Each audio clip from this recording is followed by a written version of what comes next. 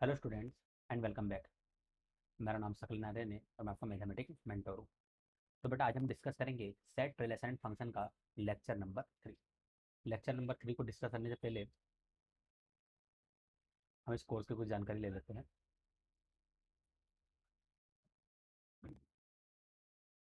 यहाँ पर जो नेटफ्लिक्स एजुटेक प्लेटफॉर्म है बेटा, ये आपको इसका जो ऐप है वो प्ले स्टोर पे आपको मिल जाएगा और इसका यूट्यूब चैनल है जिसको आप यूट्यूब पे आके सब्सक्राइब कर सकते हो।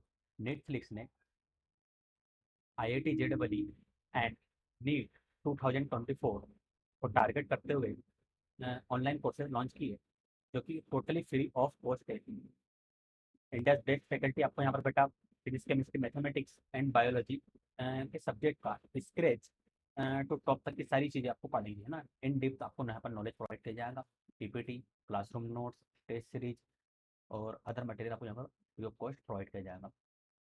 तो इसे यूट्यूब चैनल को हमारे यूट्यूब चैनल को आप अभी सब्सक्राइब करिए और नेटफ्लिक्स ऐप को आप प्ले स्टोर से डाउनलोड कर सकते हैं। ठीक है, आज का हमारे सेशन को हम आगे बढ़ाते हैं। लास्ट सेशन में हमने क्या देखा था, लास्ट लेक्चर में बेटा हमने क्या देखा था। सर लास्ट लेक्चर में हमने देखा था डिफरेंट टाइप्स ऑफ सेट्स हमने पढ़े थे। उस सेट्स के टाइप पढ़ लिए थे, उसके बाद हमने क्लास को एंड किया था और फिर बात की थी कि हम इसके आगे के टाइप्स पढ़ें। तो यहाँ पर भी बेटा हम डिफरेंट टाइप्स ऑफ सेट पढ़ेंगे और कुछ आगे के जो सेट्स के टाइप रहेगा उसको हम कवर करेंगे। तो सबसे पहले आपके पास आता है सुपर सेट। सर ये सुपर सेट क्या होता है? तो देखो बेटा थ्योरम में क्या लिखा है, दी स्टेटमेंट, इसका मतलब क्या होता है ये बताइए। ये मैंने आपको पढ़ाया था ना। इसका मतलब होता है ए सबसेट बी। क्या होता है? A subset B can be written as B subset A. A subset B यदि गिवन हो तो उसका आप क्या लिख सकते हो? बी सबसेट ए के इक्वल लिख सकते हो। Then B is called the superset of A. तब क्या होगा? बी जो रहेगा वो ए का क्या रहेगा? सुपर सेट रहेगा। And it is written as B super set A. क्या लिखा है ये? बी सुपर सेट ए लिखा है सर। देखिए बहुत आसान सी थ्योरम है। यदि आपको स्टेटमेंट गिवन हो कि ए जो है बेटा वो सबसेट है किसका? बी का, एंड बी जो है वो सबसेट है ए का। सबसेट की आपको मैंने प्रॉपर्टी पढ़ा दी है, तो रीड करना। देन हम क्या करेंगे, जो बी है वो सुपर सेट होगा ए का और उसे हम लिख सकते हैं सिम्बोलिकली बी सुपर सेट ए। ये सी दिख रहा है तो उसको आप इस तरीके से लिख सकते हैं बी सुपर सेट ए। ठीक है।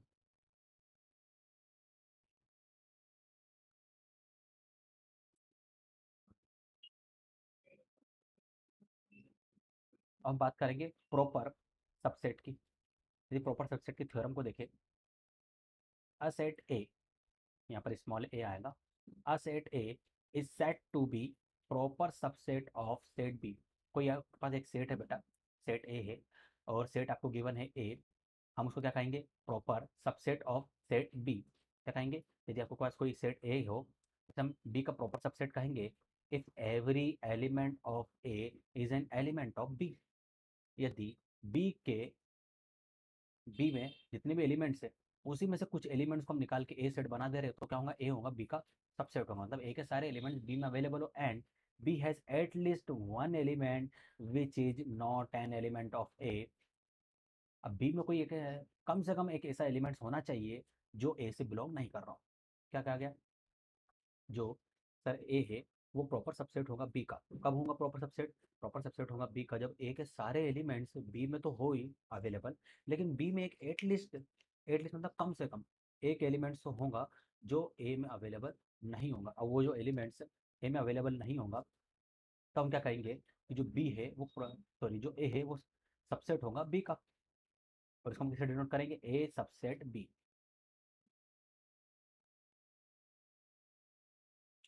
सॉरी, प्रॉपर सबसेट आएगा ए प्रॉपर सबसेट बी। इसे आप क्या रीड करोगे? ए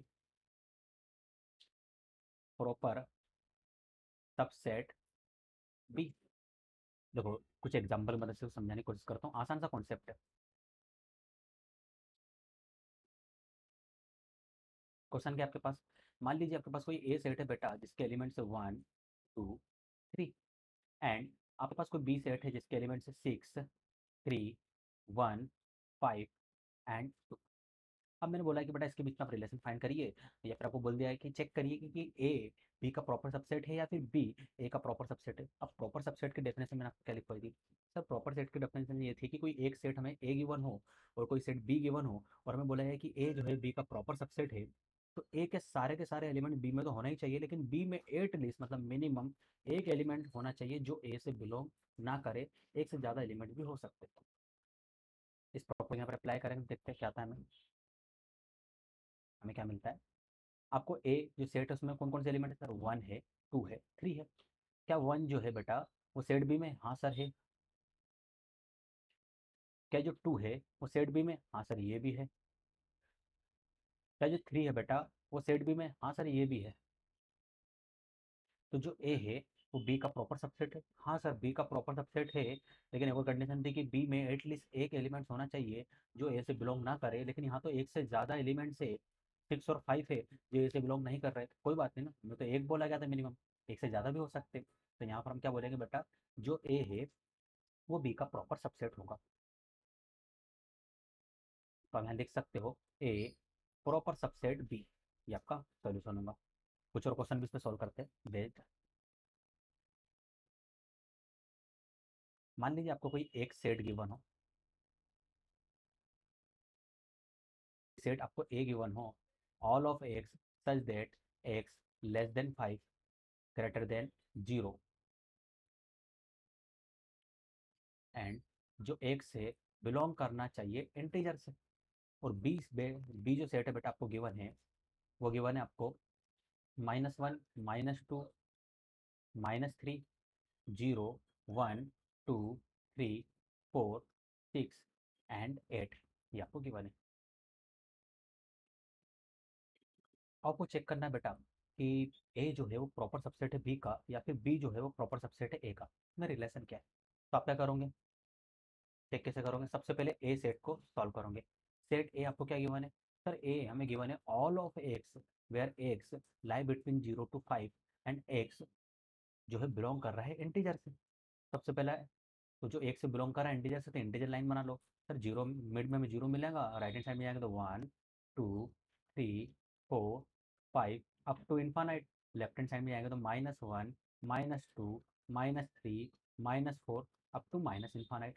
अब एक बात बताइए बेटा मुझे, क्या बोला गया है? ये तो हमने नंबर लाइन बना ली इंटीजर की। हाँ सर नंबर लाइन बना ली इंटीजर की। अब कंडीशन में बोली गई थी कि हमारा जो एक से वो 5 से छोटा होना चाहिए, तो 5 से छोटा। अब देखो सिर्फ लेस देन साइन है, तो यहाँ पर फील्ड इन सर्कल लेंगे हम, सॉरी ओपन सर्कल लेंगे, फील्ड इन नहीं लेंगे, हमने इसको फिल नहीं किया है। और जो एक्स रहेगा जीरो से बड़ा होगा, जीरो कहाँ है सर? यहाँ है। इससे बड़ा होगा मतलब इसको कंसिडर नहीं करना है, लेकिन इससे बड़ी वैल्यू लेनी है।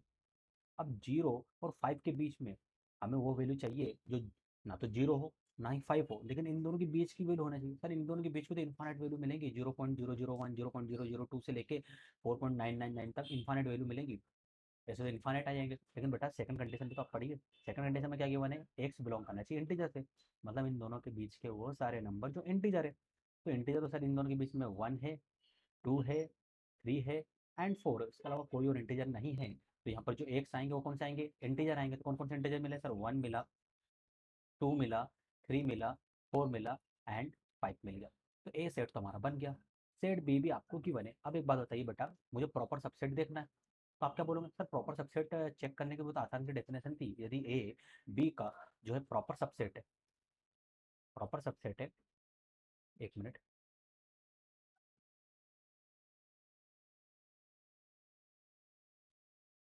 ठीक है। एक्चुअली स्लाइड ऊपर नीचे हो गई थी थोड़ी। यदि ए बी का प्रॉपर सबसेट है, तो क्या होगा? जो ए के सारे एलिमेंट्स है सर वो बी में होने चाहिए, और बी में एट लिस्ट एक एलिमेंट होना चाहिए जो ए से बिलोंग ना करे। एक से ज़्यादा एलिमेंट भी हो सकते हैं, लेकिन हमें एटलीस्ट एक एलिमेंट ढूंढना है। सबसे पहले चेक करिए क्या ए के सारे एलिमेंट बी में है बेटा? तो आप बोलोगे सर यहाँ पर 1 है और बी में भी 1 है, ये 1 मिल गया। सर ए में 2 है और बी में भी 2 है, तो यहाँ भी 2 मिल गया। सर ए में 3 है और बी में भी 3 है, तो यहाँ एक और एलिमेंट मिल गया। ए में 4 है, बी में भी 4 है, तो एक और एलिमेंट मिल गया। ए में 5 है और बी में भी 5 है क्या? नहीं है सर, बी में 5 है ही नहीं, प्रॉपर सबसेट बनेगा ही नहीं। अब हमें तो प्रॉपर सबसेट बनाना है, तो क्वेश्चन करेक्ट करेंगे हम। तो यहाँ पर बेटा 6 की जगह हम 5 लिख लेंगे, और 6 और 8 को भी लिखे रहने देंगे, है ना। ये क्वेश्चन थोड़ा सा गलत हो गया था। पर हमें प्रॉपर सबसेट के अकॉर्डिंग आंसर लाना है, इसलिए मैं प्रॉपर सबसेट बनाना होगा, तो यहाँ पर हम 5 को भी इंक्लूड कर देंगे। अब बताइए क्या 5 है? हाँ सर 5 भी है, ये रहा 5। सर 1 2 3 4 5 जो एलिमेंट्स है वो ए बी दोनों में है, लेकिन इसके अलावा और भी एलिमेंट्स है बी में जो ए से बिलोंग नहीं कर रहे। कौन कौन से? सर -1 -2 -3 0 6 और 8। ये कितने एलिमेंट्स है टोटल? 1 2 3 4 5 6। बी में से सर टोटल 6 एलिमेंट्स है जो ए से बिलोंग नहीं कर रहे। हमें तो बोला गया था कि जो बी है उसमें एट लिस्ट एक एलिमेंट होना चाहिए। यहाँ तो एक से ज़्यादा है, कोई बात नहीं, आप एक से ज़्यादा है तो भी चलेगा, लेकिन ए के सारे एलिमेंट बी में होने चाहिए।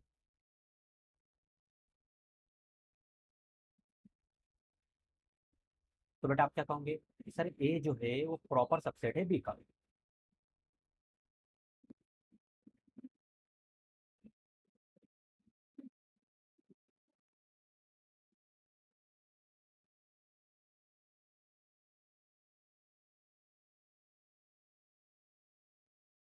ये आपका फाइनल सॉल्यूशन होगा।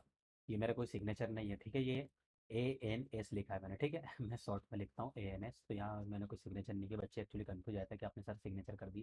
सिग्नेचर नहीं है, ANS, ठीक है आंसर में। तो इसका आंसर क्या हो जाएगा? सर इसका आंसर हो जाएगा ए, प्रॉपर सबसेट ऑफ बी। तो प्रॉपर सबसेट की आपको डेफिनेशन समझ में आ गई होंगी, इस पर बेस्ड मैंने कुछ क्वेश्चन भी करवा दिए, तो आपको थोड़ी क्लैरिटी हुई होगी बेटा कि इसको कैसे सॉल्व करना है, डील कैसे करना है। अब सर एक कॉन्सेप्ट आ गया हमारे पास, फाइनाइट एंड इनफाइनाइट सेट। नाम से पता चल रहा है सर, नाम से पता चल रहा है कि नहीं चल रहा है? फाइनाइट सेट और इनफाइनाइट सेट क्या होंगे? अब बताइए मुझे फाइनाइट सेट क्या होंगे, अब बताइए। सर फाइनाइट सेट जो होगा उसमें नंबर ऑफ एलिमेंट जो रहेंगे आर फाइनाइट। और इनफाइनाइट सेट होगा उसमें जो नंबर ऑफ एलिमेंट्स रहेंगे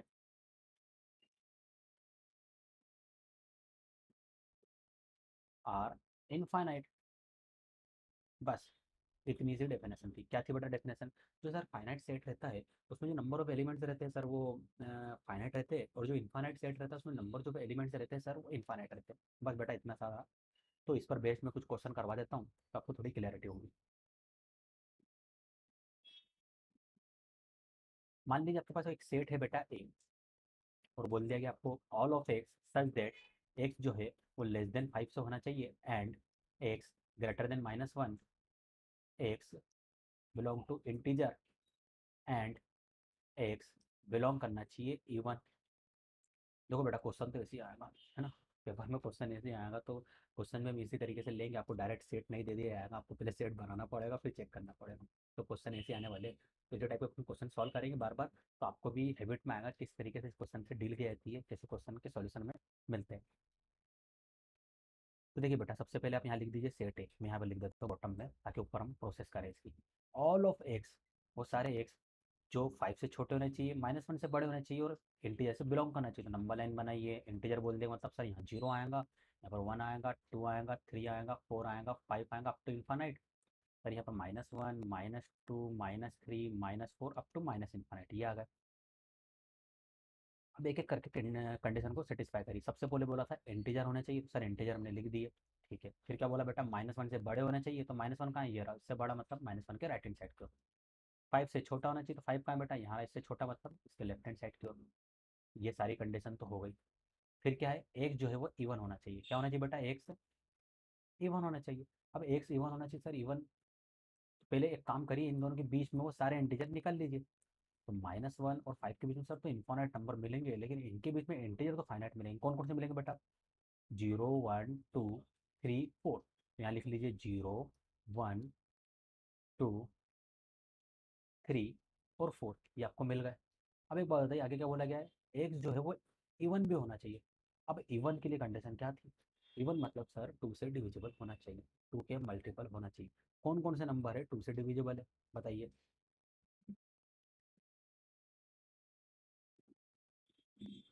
सर 2 है और 4 है, ठीक है।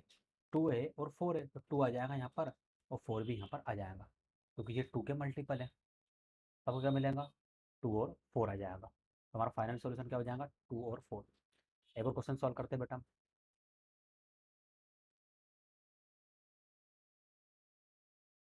मान लीजिए आपको सेट बी गिवन है, x belong to all of x such that x belong to natural number, है ना, and x less than 5, and आपको गिवन है, जो कंडीशन गिवन है, and x is equal to,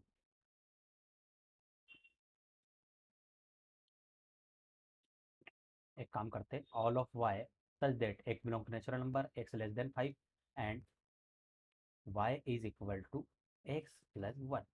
ये आपको गिवन है। ये आपको बेटा सेट बिल्डर फॉर्म में ऐसे क्वेश्चन आने वाले हैं। अब देखिए यहाँ पर एक्स और वाई दो वेरिएबल है, पहले तो एक ही वेरिएबल आ रहा था, अब यहाँ पर दो वेरिएबल है। सॉल्व करते हैं, आसान क्वेश्चन है। सबसे पहले क्या बोला गया है, एक्स बिलोंग करना चाहिए नेचुरल नंबर से, नेचुरल नंबर की लाइन बना लो। अब नेचुरल नंबर की नंबर लाइन क्या बनती है सर, नेचुरल नंबर स्टार्ट होते हैं 1, तो यहाँ पर हो जाएगा बेटा 1 2 3 4 5 अप टू इन्फानाइट। ज़्यादा लिखने की जरूरत नहीं, ये हो गया। अब उन्होंने बोला है कि एक जो है 5 से छोटा होना चाहिए, तो 5 से छोटा गए, लेफ्ट हैंड साइड को ले जाएंगे, 5 को इंक्लूड नहीं करना है। और y इज इक्वल टू क्या गिवन है बेटा आपको, एक्स प्लस 1। अभी वो बताइए 5 से छोटा नंबर होना चाहिए और एक्स बिलोंग करना चाहिए नेचुरल नंबर से, 5 से छोटा होना चाहिए और एक्स बिलोंग करना चाहिए नेचुरल नंबर से। तो 5 से छोटा नंबर और जो सिर्फ नेचुरल नंबर को बिलोंग करे, नेचुरल नंबर मतलब सिर्फ नेचुरल नंबर होना चाहिए, तो कौन कौन से होंगे, 1 होगा, 2 होगा, 3 होगा, 4 होगा। 5 क्यों नहीं होगा, क्योंकि 5 को इंक्लूड ही नहीं कर रहे, सिर्फ छोटा बोला गया है। तो एक्स की आपको अलग अलग वैल्यू मिले, क्या मिली आपको, 1 मिली, 2 मिली, 3 मिली और 4 मिल गई। अब हमें तो सेट वाई का बनाना है, मतलब यहाँ पर जो बी में है जितने भी एलिमेंट्स आएंगे सब वाई के आएंगे। और वाई की कंडीशन क्या गिवन है बेटा, एक्स प्लस 1। सबसे पहले बेटा यहाँ पर पुट कर दो एक्स की वैल्यू क्या, 1, ये वाली वैल्यू। तो वाई इज इक्वल टू क्या मिलेगा, 1 plus 1 which is equal to 2, तो यहाँ पर आ गया 2। फिर एक्स की वैल्यू पुट कर दो बेटा 2, तो यहाँ पर वाई इज इक्वल टू क्या मिलेगा बेटा आपको, 2 plus 1 which is equal to 3, तो यहाँ पर आ गया 3। फिर एक्स की वैल्यू 3 पुट कर दो, तो वाई इज इक्वल टू क्या मिल जाएगा, 3 प्लस 1 4, यहाँ पर आ जाएगा 4। फिर एक्स की वैल्यू 4 पुट कर दो, तो वाई इजिकल टू क्या मिल जाएगा, 4 plus 1 which is equal to 5, यहाँ पर आ गया 5। आया आपको समझ में, ये बना आपका सेट। क्या बना आपका, ये बन गया आपका सेट। तो एक बात बताइए बेटा, ये आपका सेट बन गया, जैसे हमने ए सेट बनाया है ना, ए सेट फाइनाइट है या इनफाइनाइट है, ये तो हमने चेक ही नहीं किया, हम भूल गए सेट बना के छोड़ दिया, हमको लगा सेट का ही क्वेश्चन है। ठीक है, चेक करते हैं। अभी वो बताइए बेटा, ए में जो नंबर ऑफ एलिमेंट्स वो फाइनाइट है कि, हाँ सर फाइनाइट है, उनको हम काउंट कर सकते हैं। फाइनाइट मतलब जिनको हम काउंट कर सकते हैं, इनफाइनाइट मतलब जिनको हम काउंट ही नहीं कर सकते। तो काउंटेबल नंबर है, हाँ है सर, दो ही नंबर है, तो ये कौन सा सेट होगा, फाइनाइट सेट। इसका आंसर क्या होगा, फाइनाइट सेट। अब जो बी सेट मिला वो बेटा क्या है सर, उसमें भी नंबर जो है फाइनाइट है, उनको हम काउंट कर सकते हैं, 1 2 3 4, टोटल नंबर ऑफ एलिमेंट कितने, 4 है, तो ये क्या बन गया, फाइनाइट सेट बन गया। सर एक क्वेश्चन इनफाइनाइट सेट का करवा दीजिए। ठीक है बेटा, इनफाइनाइट सेट का एक क्वेश्चन कर लेते हैं, सेट बिल्डर फॉर्म से करवाऊंगा ना मैं, क्वेश्चन आपको गिवन है, क्योंकि सेट बिल्डर फॉर्म में ही क्वेश्चन आएंगे आपको। मान लीजिए आपको जेड एक सेट गिवन है जिसके एलिमेंट जो है वो all of y such that y जो है ग्रेटर देन 1 होना चाहिए, ठीक है, एंड वाई बिलोंग करना चाहिए इंटीजर से। सबसे पहले जेड सेट लिखिए सर, जेड सेट यहाँ लिख देंगे, इसमें जितने भी एलिमेंट्स आएंगे सब क्या आएंगे, वाई आएंगे। और वाई बिलोंग कर रहा है इंटीजर से, तो इंटीजर लाइन बना लीजिए बेटा सर, मिड में 0 आएगा, राइट में 1 2 3 4 up to infinite, left hand side में -1 -2 -3 -4 अप टू माइनस इन्फानाइट। और वाई की वैल्यू क्या होना चाहिए, 1 से बड़ी, तो 1 से बड़ी वैल्यू ले लो। अब यहाँ पर यदि आप देखें तो y की वैल्यू 1 से बड़ी होनी चाहिए, मतलब 1 को इंक्लूड नहीं करना है, 1 से बड़ी वैल्यू लेना है, और y क्या करना चाहिए, इंटीजर से बिलोंग करना चाहिए। और 1 से बड़ा इंटीजर कितने होंगे बेटा, आप बोलोगे सर इन्फानाइट इंटीजर आएंगे, क्यों, क्योंकि 2 3 4 5 6 7 अप टू इन्फानाइट तक सारे एलिमेंट जाएंगे। तो यहाँ पर y की वैल्यू आएंगे तो क्या आएंगे, y की value 2 3 4 5 6 7 8 9 10 up to infinite. Three dot क्या रिप्रेजेंट कर रहा है, राइट हैंड साइड को जा रहा है, मतलब थ्री डॉट रिप्रेजेंट कर रहा है राइट हैंड साइड में प्लस इन्फानाइट को। तो कितने एलिमेंट मिले आपको सर, इसमें तो जो एलिमेंट्स है वो इन्फानाइट है, उनको हम काउंट ही नहीं कर सकते, तो आप क्या बोलोगे बेटा, ये इन्फानाइट सेट है। जेड जो है वो क्या है, इन्फानाइट सेट है। ये आपका सॉल्यूशन बन गया। ये भी मैं जो साइन नहीं किया बेटा मैंने ना, इसको भी मैंने आंसर के फॉर्म में लिखा हूँ कि ये आंसर है आपके। तो जितना मैंने अभी तक पढ़ा है आपको समझ में आया। इसमें कोई डाउट हो तो बेटा कमेंट सेक्शन में ना आप पिन करके मुझे पूछ सकते हो कि sir video duration 20 minute 34 second में जो आपने कॉन्सेप्ट पढ़ा है ये वाला, या फिर ये वाली स्टेप पे हमें चीज़ें समझ में नहीं आई है, तो उसको हम क्या करेंगे अलग से डाउट वीडियो बना दूंगा मैं। और जितने भी जो जो वीडियो में आपके डाउट थे, जिन जिन स्टूडेंट के डाउट थे, है ना, उन सारी वीडियो को वहाँ पर हम टेक करके और उस क्वेश्चन को फिर से पढ़ेंगे, उस कॉन्सेप्ट को फिर से पढ़ेंगे, है ना, डाउट सेशन करके एक अलग से वीडियो बना दूंगा और इसी प्लेलिस्ट में आगे जोड़ दूंगा। ठीक है, तो जो भी आपको डाउट है बेझिझक पूछ लिया करो।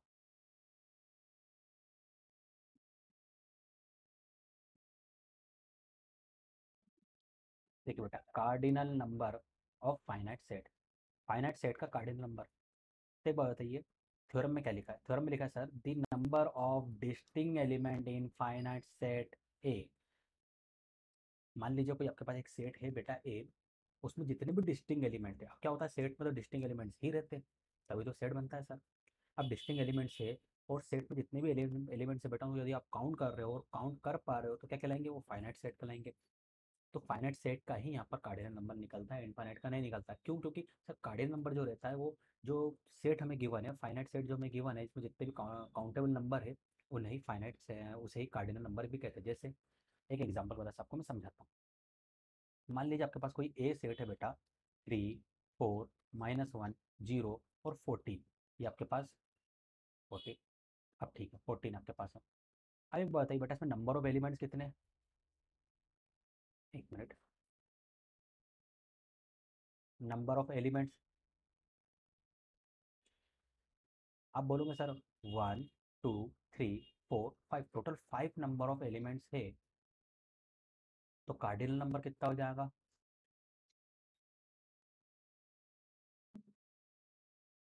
सर ये हो जाएगा 5 के इक्वल। और इसे रिप्रेजेंट करते हैं एन ऑफ ए, मतलब कार्डिनल नंबर ऑफ सेट ए। ये सेट ए था तो यहाँ पर आ गया ए, इसमें कितने बेटा? 5। एक और क्वेश्चन करवाता हूँ।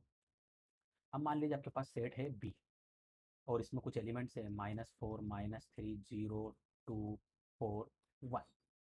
अब इसमें नंबर ऑफ एलिमेंट्स कितने बेटा? आप बोलोगे सर इसमें नंबर ऑफ एलिमेंट 1, 2, 3, 4, 5, 6, 6 है। कार्डिनल नंबर कितना हो जाएगा? सर ये हो जाएगा 6 के इक्वल। और इसको रिप्रेजेंट करते हैं एन ऑफ सेट ए।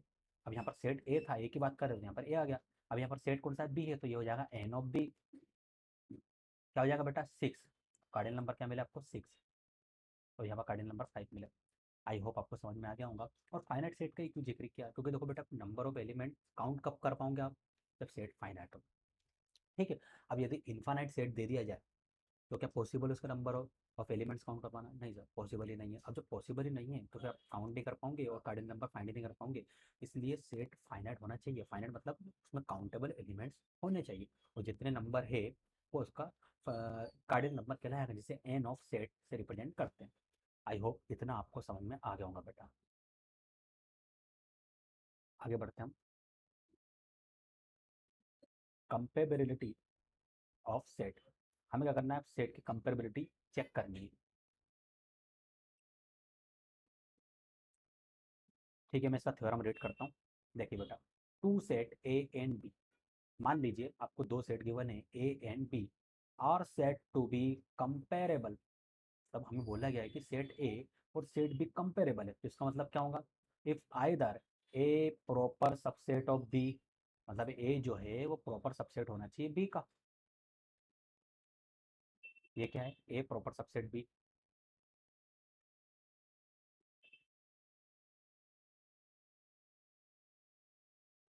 और या फिर B proper subset of A,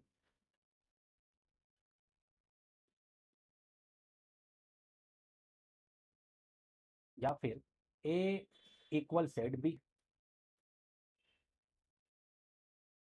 अब ये ए इक्वल सेट बी तो मैंने लास्ट लेक्चर में आपको पढ़ाया, तो ये तो आपको पता होना चाहिए। अब प्रॉपर सबसेट सर हम भूल गए, हमें याद नहीं, अभी आपने पढ़ाया तो इतनी जल्दी में चीज़ें याद नहीं होती। तो देखो बेटा, मैंने कहाँ लिखवाया था प्रॉपर सबसेट? ये लिखवाया था। थ्योरम क्या थी? Set A is set to B proper subset of set B if every element of set A is an element of B and B has at least one element which is not element of A. ठीक है। क्या होगा? ए जो रहेगा sir उसको हम, ए जो है प्रॉपर सबसेट ऑफ बी हम तब कहेंगे जब ए के सारे एलिमेंट्स बी में अवेलेबल हो। तो बी में एटलीस्ट एक एलिमेंट हो जो ए से बिलोंग ना करे। सेम प्रॉपर्टी बेटा यहाँ भी अप्लाई कर देंगे हम। देखिए कंपेरेबिलिटी ऑफ सेट में क्या बोला गया है, टू सेट आपको गिवन है ए और बी, उसे हम कंपेरेबल कब कहेंगे, जब या तो ए प्रॉपर सबसेट हो बी का, या फिर बी प्रॉपर सबसेट हो ए का, या फिर ए और बी दोनों इक्वल सेट हो, तब उसे हम क्या कहेंगे, ए कंपेरेबल बी कहेंगे। इस पर बेस्ड में कुछ क्वेश्चन आपको करवाता हूँ, थोड़ी आपको क्लियरिटी होगी।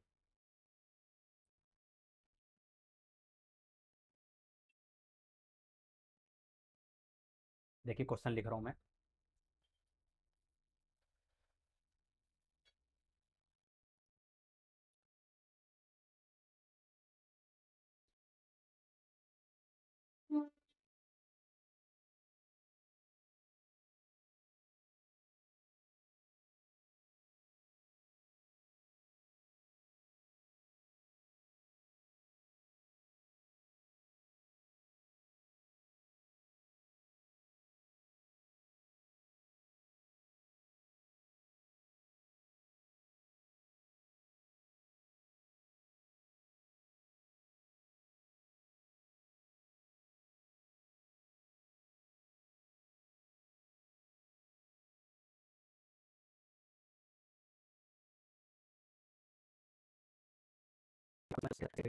सबसे पहले हम चेक करेंगे कंपेरेबल, अगर वो कंपेरेबल ही नहीं है तो आप क्या बोलोगे, सर वो तो इनकम्पेरेबल हो गया। सर कंपेरेबल कैसे चेक करते हैं, कंपेरेबल के लिए क्या होता है कि जो दोनों सेट आपको गिवन है, मान लीजिए ए सेट गिवन है, बी सेट गिवन है, या तो ए बी का प्रॉपर सबसेट होना चाहिए, या फिर बी ए का प्रॉपर सबसेट होना चाहिए, या फिर ए और बी दोनों इक्वल सेट होना चाहिए। इन तीनों में से कोई एक कंडीशन सेटिस्फाई हो गई तो वो दोनों कंपेरेबल होंगे। चेक करते सबसे पहले कि जो सेट ए है वो बी का प्रॉपर सबसेट है या नहीं, मतलब ए के सारे एलिमेंट बी में होने चाहिए और बी में एटलीस्ट एक एलिमेंट होना चाहिए जो ए से बिलोंग ना करे, इसका मतलब ये। तो ए में क्या है सर, वन है, टू है और थ्री है। बी में वन टू थ्री है, सर वन तो है, टू है, लेकिन थ्री नहीं है। अब ए के सारे एलिमेंट तो बी में है ही नहीं, अब ए के सारे एलिमेंट जब बी में नहीं है तो आप क्या बोलोगे, ए जो है बी का प्रॉपर सबसेट नहीं है। तो ये स्टेटमेंट था कि ए बी का प्रॉपर सबसेट है। अब नहीं है मतलब इसको कैंसिल कर दो, ए बी का प्रॉपर सबसेट है ही नहीं, ये हो गया।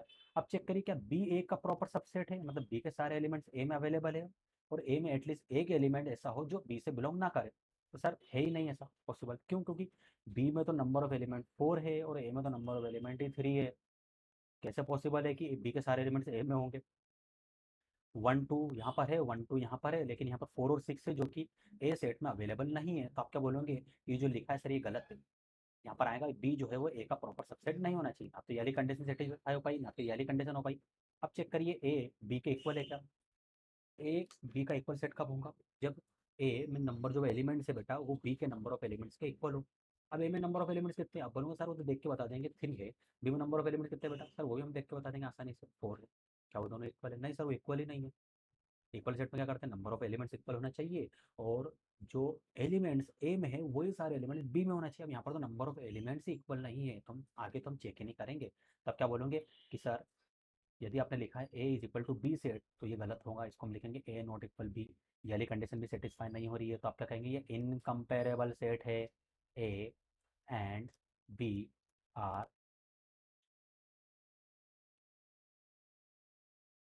Incomparable set. ये आपका सॉल्यूशन हो जाएगा। है आपको समझ में?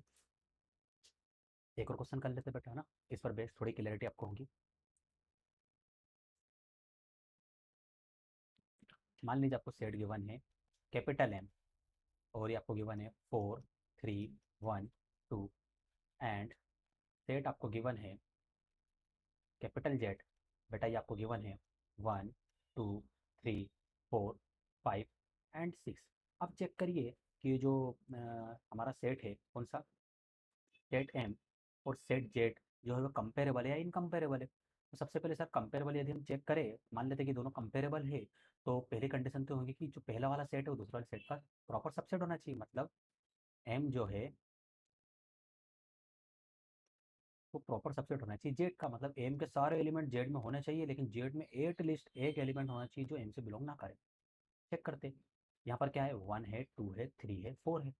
क्या जेड में सारे एलिमेंट्स है वन टू थ्री फोर? हाँ sir one two three four तो है, और जेड में तो ऐसे दो एलिमेंट मिल गए जो ए में नहीं है। हमें तो एटलीस्ट एक चाहिए था, लेकिन एक से ज़्यादा मिल गया तो कोई बात नहीं ना, या क्या बोला गया है, कम से कम एक होना चाहिए, लेकिन एक से ज़्यादा होगा, कोई दिक्कत नहीं। तो ये तो कंडीशन सेटिस्फाई कर गया, पहली कंडीशन ही सेटिस्फाई कर गया, तो हम क्या कहेंगे, तीन कंडीशन थी बेटा, तीन में से कोई एक भी सेटिस्फाई कर रही है तो क्या होगा, कंपेरेबल होगा, तो पहली कंडीशन सेटिस्फाई कर गया, तो क्या कहोगे कि जो एम है, M and Z sets are comparable,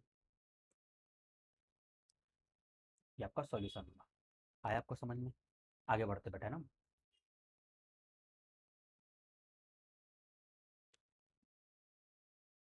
universal set, ये आपने पढ़ा होगा, यूनिवर्सल सेट का आपने कॉन्सेप्ट पढ़ा होगा क्लास 10 में, सेट रिलेशन क्लास 10 में को मिल जाता है। तो यूनिवर्सल सेट का कॉन्सेप्ट क्या है, देखिए थ्योरम क्या लिखा है हमारे पास, all the set under consideration are like to be subset of a set is called a universal set and it is denoted by U, it is denoted by capital U. तो समझ में नहीं आया तो देखो बेटा मैं क्वेश्चन करवाऊंगा इस पर बेस्ड, आपको समझ में आ जाएगा। चलो एक बार थ्योरम को मैं थोड़ा आसानी से समझाने की कोशिश करता हूँ। मान लीजिए आपको कोई सेट गिवन है जेड पी क्यू एम, हम मान लेते हैं सेट गिवन है कैपिटल ए। अब जो कैपिटल ए सेट गिवन है, मान लीजिए उसके एलिमेंट्स क्या है, उसके एलिमेंट्स है 1 2 3 4। चलो मैं करवा ही देता हूँ डायरेक्ट, है ना। मान लीजिए कोई आपको सेट गिवन है, उसके एलिमेंट्स है 1 2 3 4, और आपको बोलेगा इसका यूनिवर्सल सेट फाइंड करो, universal set of A find करो।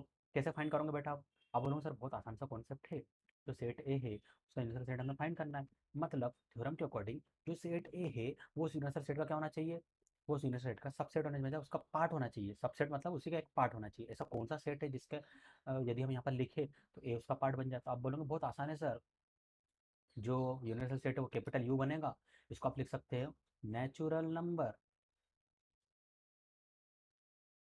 मतलब यूनिवर्सल सेट क्या बन जाएगा, नेचुरल नंबर। कहाँ से स्टार्ट होते हैं, 1 2 3 4 5 6 7 8 अप टू इन्फानाइट।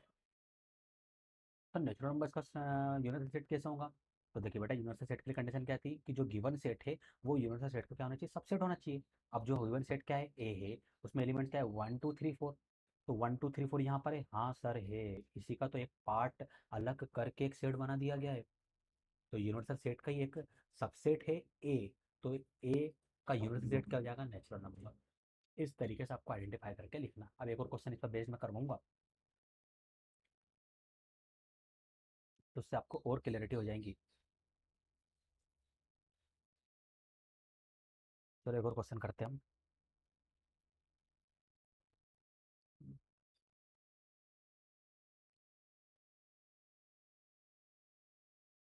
मान लीजिए आपको सेट गिवन है कैपिटल ए, और कैपिटल ए आपको गिवन है, क्या लिखूँ मैं,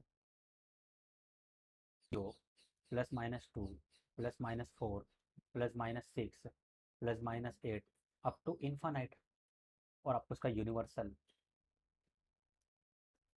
सेट ऑफ ए फाइंड करना है। कैसे फाइंड करोगे बेटा मुझे बताओ। आप बोलोगे सर बहुत आसान सा कॉन्सेप्ट है। सबसे पहले तो सेट ए को लिखेंगे, सेट ए मतलब नंबर लाइन पे लिख लेते ना सर इसको। सबसे पहले हमें मिल रहा है जीरो, सर जीरो मिड में आएगा। फिर यहाँ पर मिल रहा है +2 एंड -2, तो +2 तो सर यहाँ आएगा और -2 यहाँ आएगा।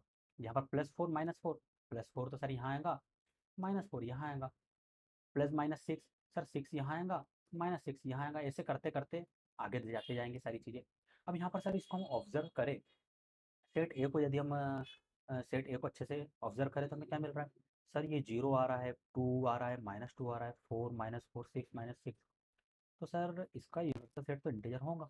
क्यों होगा, क्योंकि सर ये इंटीजर का एक पार्ट है। और ये क्या है बेटा, इवन इंटीजर है।